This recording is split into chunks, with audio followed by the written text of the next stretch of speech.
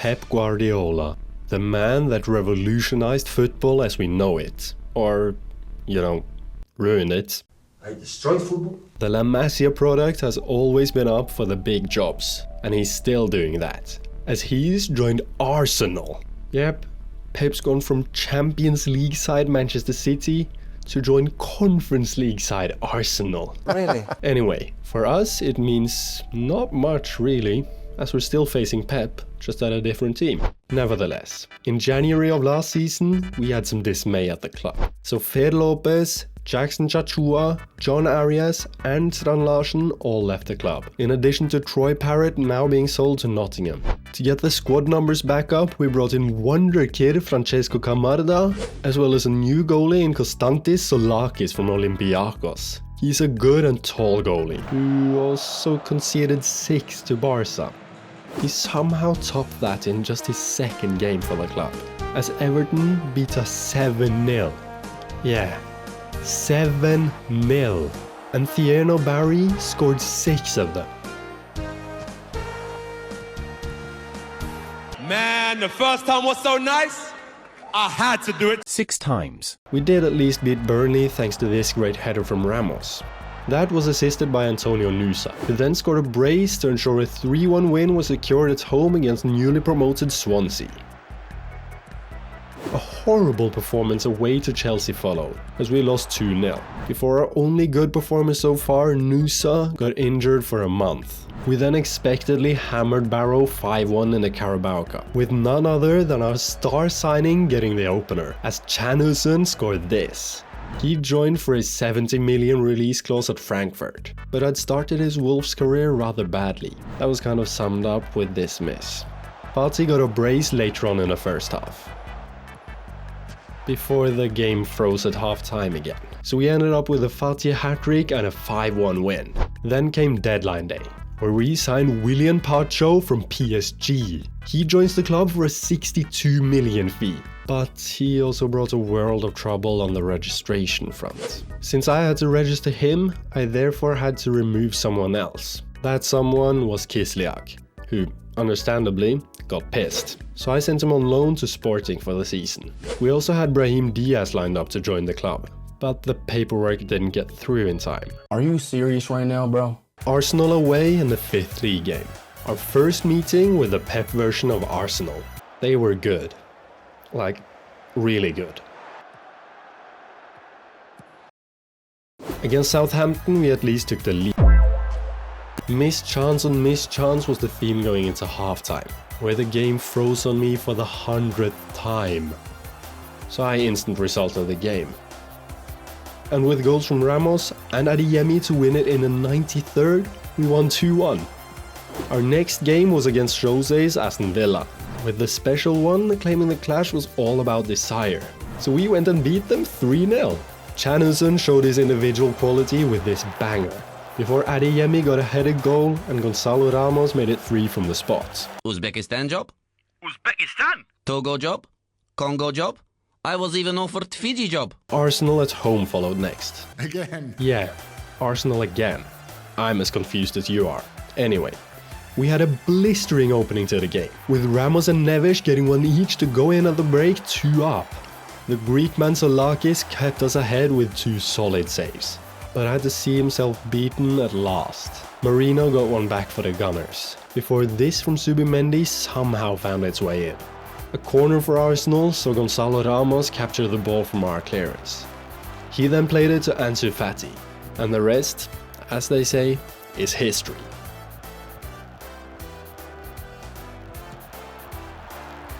Fati continued against West Ham, as he got the assist for Ramos' goal with a Rabona pass. And then a late 1-0 win at home against Man U made it our 5th straight win. So with a strong start to the league campaign, we've got to get underway in Europe as well. Our first ever UEFA Champions League campaign starts away to Greek side Ajax. But it's without William Pacho, since he signed so late we couldn't register him in time. Anyway, Ogbu got pushed from a long throw of ours, so we get a pen to open our European endeavours. Our other centre-back, Ladislav Krejci, converted the pen, before Alex Scott got a tap-in rebound a few minutes before the break. And despite the second half goal from Grujic, we came away with all 3 points. Away to Galatasaray is next up, where starman Osimhen got underway not even 10 minutes in. Half that time though. And you get the time it took Fatih to respond with this. Just like against Ajax, a long throw did wonders for us, with Igor Ogbu scoring with a nice half volley. Trying to be too clever with our passing and Krejci not even trying to stop it, led to Zaniolo slotting in the equalizer right before the break. Which was also the final result, and I'll actually take it, considering the hostile atmosphere where Bodø Glimt coach Kjetil Knutsen even had to wear earplugs. The European champions from the 2024-25 season is next, this time at the Molineux, as we host PSG. A single chance for each team was the verdict, as a nice move from their star-studded team led to Doué getting the opener. But, as Fatih received the ball from Ruben Neves, he played Canuzon through with a perfectly weighted pass, which the German pounced on to get a strong 1-1 draw with last year's finalists. Napoli away is next, and it's without last game's assister Fatih, who's out for a month. The tree that is Lorenzo Luca was alone against 4 of our defenders, and somehow still found a way to score. Well, not score his goal, but a goal, as it bounced in off Solakis' ass. A nice link up between Nusa and Canuzon made it 1-1 just before halftime though. And as we came out for the second half, Ruben Neves decided to do this. But the Man United reject McTominay did well 10 minutes later to make it yet another draw in this competition. And it didn't stop there, as we somehow only managed a 1-1 draw with an old schoolmate of mine, Jakob Napoleon Rumsos, and his Wolfsburg side. Neves got our goal from the spot, before Camarda somehow missed this. Against another German side, RB Leipzig, we got, guess what? Another draw. 0-0 this time. As these games are getting duller and duller. Yet another German side is up, as we're away to Pyre. We need to get off to a good start. Counter here. Elise passed. Oh, for fuck's sakes, Morita. Bloody hell. So Parry Payne slots it in to take the lead. Urbig got a big save just before halftime, as it's literally in his name to be big.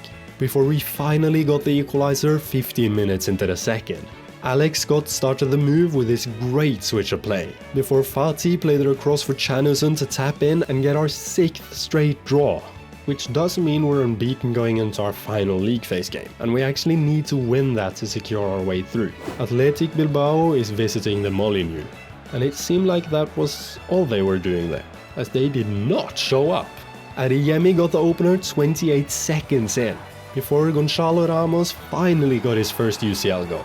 Adeyemi then got his second of the night not long into the second, before an unknown name, Samim Kindred, got the 4th and final goal, which was also his first goal for the club.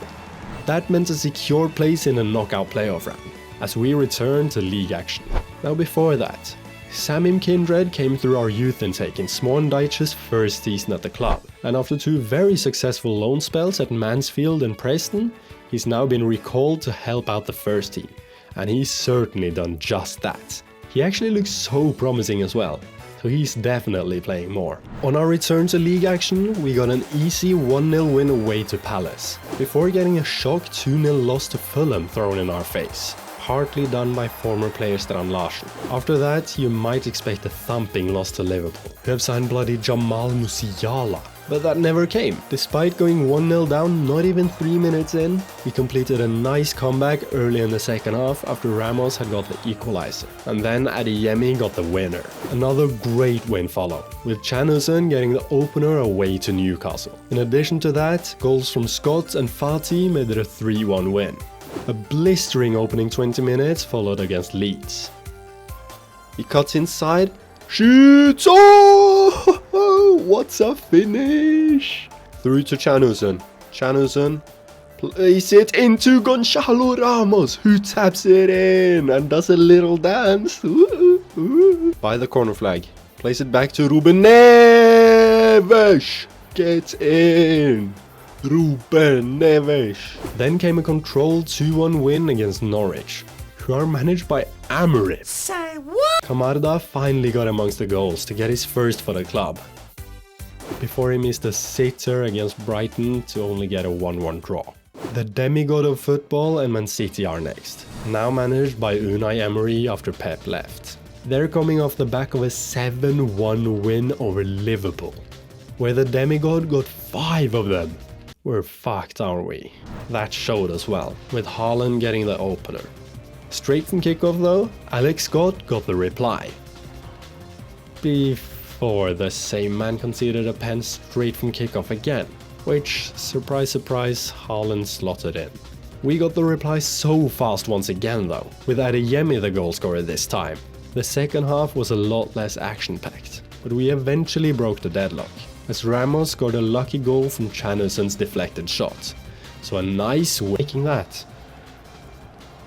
Nah, for fuck me, bro. I know. Stands there and gives them the ball. Thank you, you fucking idiot. Ryan Cherky into the box. Yeah. Seems about right. Fuck. So with a disappointing 1-1 draw with Brentford in a 19th league game, we're third, tied with Spurs in second. So we have a good chance of getting UCL football once again next year. But Pep's Arsenal don't. Wait, where's Pep? He's been sacked. Some sad news for us as well. Alberto Costas picked up a double hernia, and he's out for 3 months. That didn't matter against Spurs though, as Adeyemi smacked in the opener 19 minutes in. Then, this followed. Chanuson. Through... Oh. Rodrigo... No. Fucking hell, we're playing so quick I can't even keep up. Chanuson! Yes, off the post! Get in! Abada did get one back for the Lily Whites in the second half, but Camarda got our third just minutes later to secure a huge 3-1 win. The Italian continued that against Swansea, as he got a brace in a 4-1 win. A boring 0-0 draw against an uninspired Chelsea side followed, before a simple 3-1 win over Everton transpired, to get our revenge for the 7-0 thrashing earlier this season. Another simple win came against Burnley, before we shockingly lost 3-2 to relegation fodder Southampton. With a lot of injuries and issues with registration, we'd need more homegrown players. So we brought in Mikey Moore on loan with an obligation to buy from Spurs. Then I saw that Matheus Nunes had got his contract terminated at Man City, so I swiftly picked him up as well. You really shouldn't take financial advice from the club with 115 charges, that's for sure. Our new signing, Mikey Moore, got his debut straight away against Chelsea in the Carabao Cup semi. We got there by beating Barrow, as mentioned, in addition to Aston Villa and Birmingham, but we lost 2-1 in the first leg against Chelsea, so we needed a performance of a lifetime. Mikey started by missing 2 huge chances before the break, but as he got the third, he finally converted to make the age-old saying come true. Third time's the charm. Nothing happened in the second half, which meant extra time, where the same lad stepped up again. Plays it back to Mikey Moore. Into the box! Yes! Mikey Moore is the hero!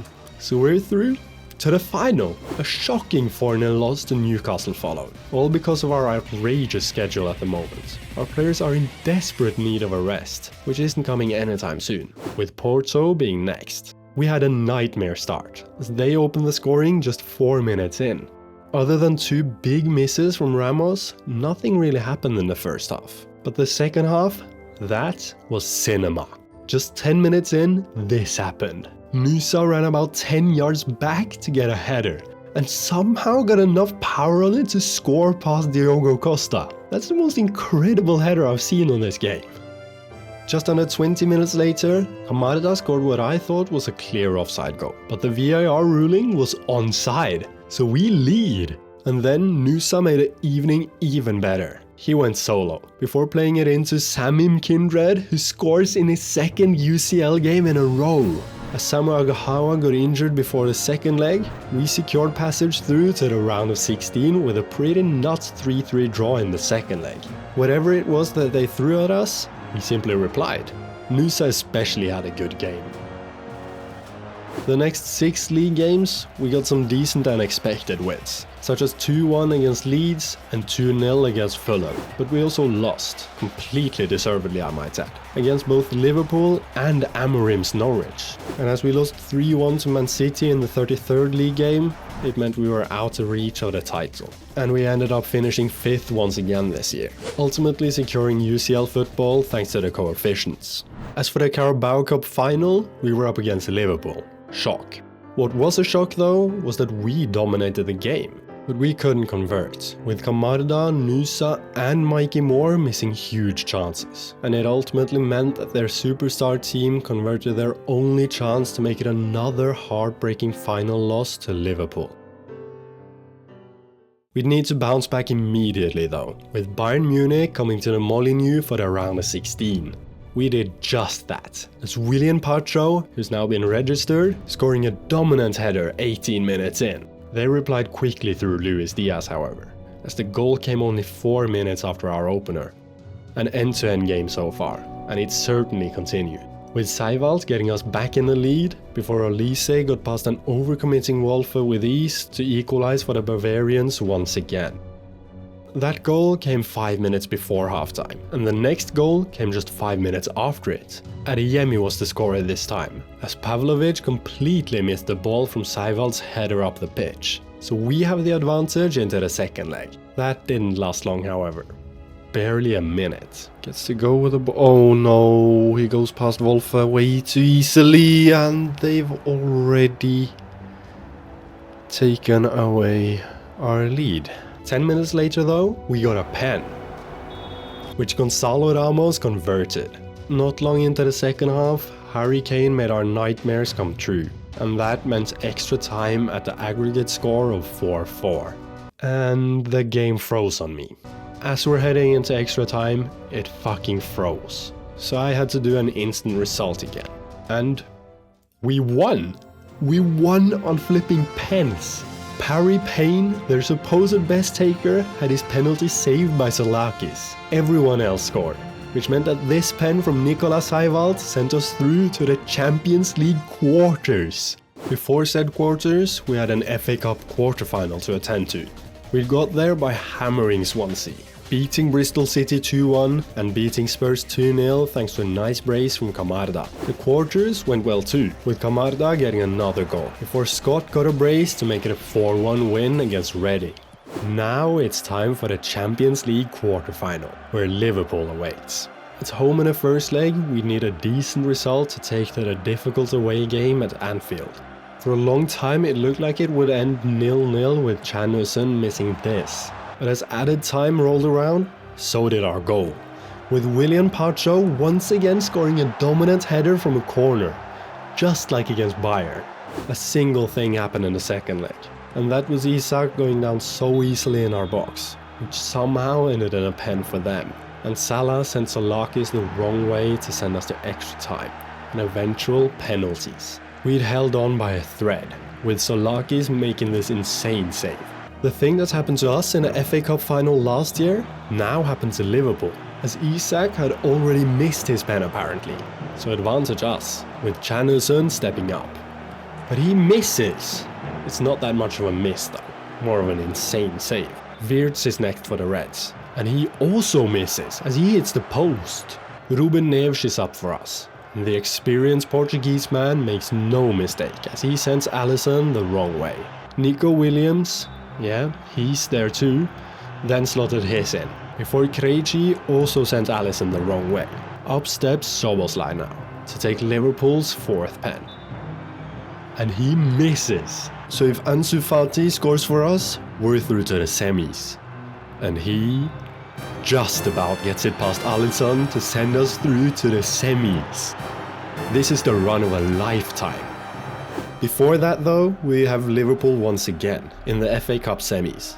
It feels like we're only playing Liverpool, with the amount of times we've played them. We opened the game by opening the spaces for them, as Musiala got them the lead. But we got it back level straight away, literally a minute later. At the stroke of half time, we put together one of the moves of the century, all the way from Solakis to Adeyemi, who squared it for Scott to tap in and get us the win, as nothing happened in the second half. We're through to the FA Cup final again. We're just performing on every single stage right now. It's insane. But we had to keep that up, as we're away to Spurs in the Champions League semi-final. They dominated the game completely, with Alberto Costa helping Udogie along the way, by scoring an own goal 10 minutes in. An incredibly cheap pen was then awarded to them, which Brennan Johnson converted to make it 2-0, and a bleak first leg for us. Just 4 minutes before the end though, Camarda got one back for us to make it possible to complete a remontada. Utter woke nonsense. The remontada would have to be done without Ansu Fati though, with him out for a couple of weeks. We had an incredible end to the first half, as Nusa and Gonzalo Ramos got a goal each to complete the remontada already, but we needed to hold on to it now. That proved tricky, with Kulusevski getting it back level with 20 to go. 15 minutes later though, with 5 to go, this happened. Place it short to Scott, place it to Seivalt. 3 to Mikey Moore against his parent club! Yes! Mikey Moore, the hero! Get in! Mikey Moore against the club that technically owns him, and we're through to the final. The FA Cup final. An occasion you simply have to suit up for. For the second year running, Wolves would play at Wembley in the final, this time facing Everton. 16th placed Everton. But they have beaten us, pretty convincingly at that. The man that ruined us that day started his game by continuing that. Oh, that's a good pass through to Ouattara, and Barry's all alone in there! And there they have their opener. Barry keeps haunting us.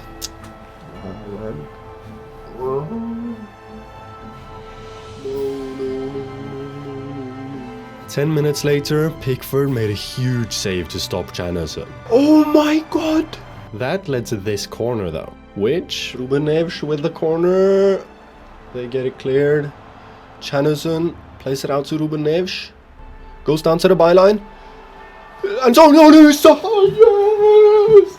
Gets in! Let's go! Yes! 10 minutes after that again, we got another corner, which was once again failed, but picked up by one of our players. Ogbu picks it up though, plays it to Nusa, plays it to Alex Scott, into the box, to Adeyemi! Adeyemi gives us the lead! Come on! Let's go! A first half comeback! A bombardment of chances came against us in the second half, and especially in added time. Iliman Ndiaye plays it over to Dwight McNeil on the left, he whips it in, Barry! Oh, he was offside, Jesus Christ. Fucking hell, Pickford is in the box, Garner whips it in. Oh, fucking hell, this is blurry. Less than a minute to go, James Garner. Oh, what a save. Yes, Mateus Nunes, Fati, back to Seivalt. Let's just keep the ball now. Pacho, 3, 2, Pacho. Yes! We win the FA Cup final! Get in! Come on! Let's go! Yes!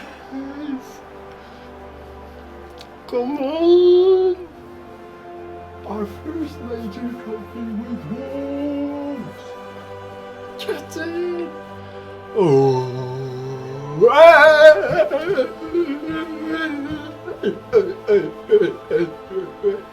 Let's go! It was worth suiting up. A week after FA Cup glory, it's time for the Holy Grail, the UEFA Champions League final. There, we'd play Real Madrid. Of course it's them. It's always them.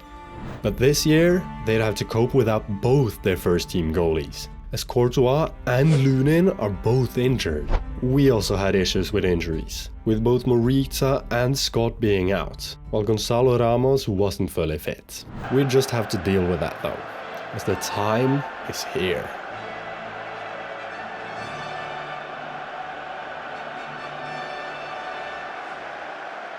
We open the game by our right back fouling Vinny Jr. so unnecessarily and getting a yellow in the process, just 5 minutes in. That's not ideal. Then a great pass from Seivald saw Chanuzun go through on goal. But he missed by a mile. A minute later though, we put together a liquid football move. Seivald out to Alberto Costa, who already has a yellow. Adeyemi, nice passage of play. Alberto Costa takes it past Carreras, runs with the ball, back to Seivald, back to Ruben Neves. Chanuzun through to Adeyemi, Karim Adeyemi off the post and in! We lead in the Champions League final! Yes, yes, yes! Come on! What an attack! An offside goal from them followed.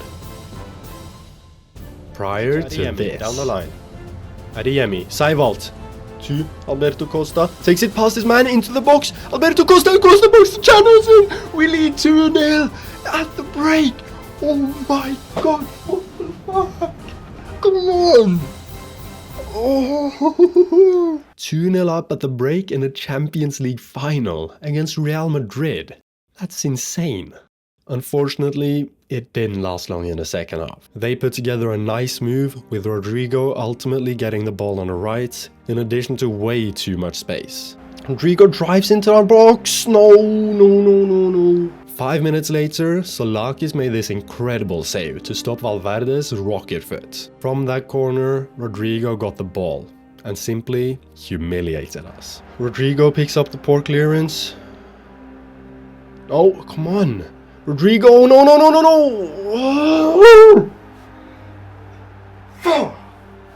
Plenty more chances followed for Real Madrid, but we stood firm. This one from Arda Güler was insane though. I cannot believe he missed that.